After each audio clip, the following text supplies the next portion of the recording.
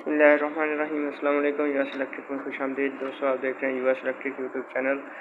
आपका भाई आपकी खिदमत में हाजिर है। दोस्तों, ये यूपीएस जो है मेरे पास एक आया था, तो इसका मैंने पिछले जो शॉर्ट्स आपके साथ शेयर किया है और उसमें मैंने बताया था इसका प्रॉब्लम। और अगर आपने वो अभी तक नहीं देखा तो उसका जो लिंक है वो इसी वीडियो के डिस्क्रिप्शन में मैं दे दूँगा, वो आप वॉच करें। और मैंने उसमें एक आसान सा हल जो है वो आपको बताया है। तो बहरहाल इसमें बताता चलो इस वीडियो में भी कि ये जो इस स्विच का जो है मसला है, इसकी वजह से ये यूपीएस क्या करता है और किस तरह से जो है वो आपको पता चलेगा कि इस स्विच का जो है वो मसला है। बहरहाल दोस्तों, इस छोटी सी वीडियो में मैं आपको ये बताने वाला हूँ कि ये स्विच को जो है ये स्विच बहुत जल्दी ख़राब हो जाता है। आपने भी ये चीज़ जो है वो नोट की होगी।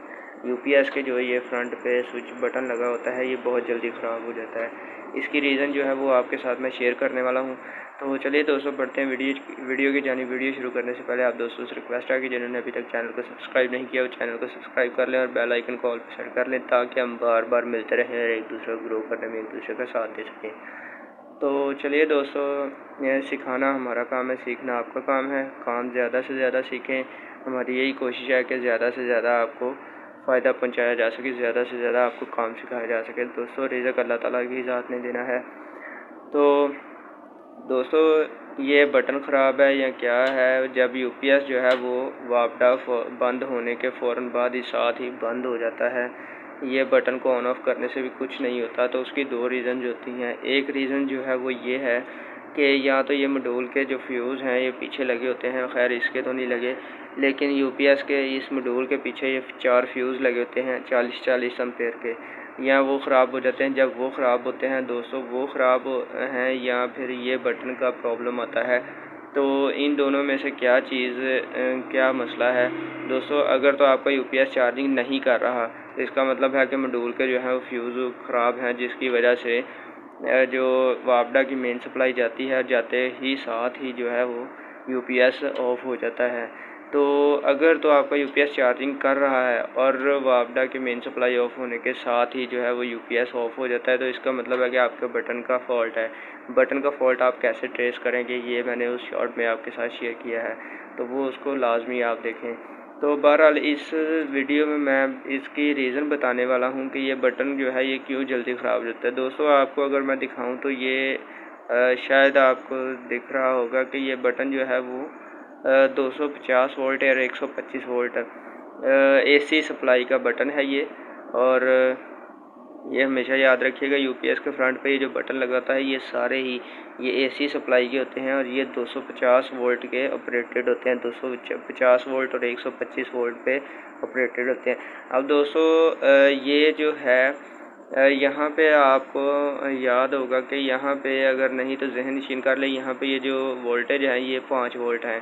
अब दोस्तों, अगर 220 वोल्ट पे ये बटन ख़राब नहीं होता लेकिन 5 वोल्ट पे ये ख़राब हो जाता है, ये सोचने की बात है।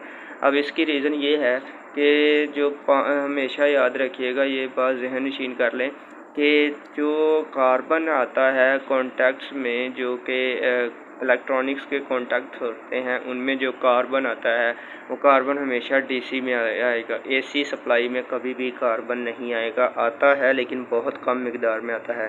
तो बहरहाल डीसी जो है उसमें कार्बन बहुत ज़्यादा लगता है। आपने देखा होगा कि बैटरी जो है वो सिर्फ 12 वोल्ट की बैटरी होती है, या 4 वोल्ट की छोटी बैटरी भी लगा लें तो कार्बन बहुत ज़्यादा और बहुत ज़्यादा मिकदार में और बहुत जल्दी आ जाता है। तो यही वजह है, यही रीज़न है कि ये जो स्विच है ये 220 वोल्ट पे जो है वो अगर इसको लगाया जाए तो बिल्कुल प्रॉपरली 100% एक्यूरेट परफॉर्मेंस के साथ ये वर्क करता रहता है।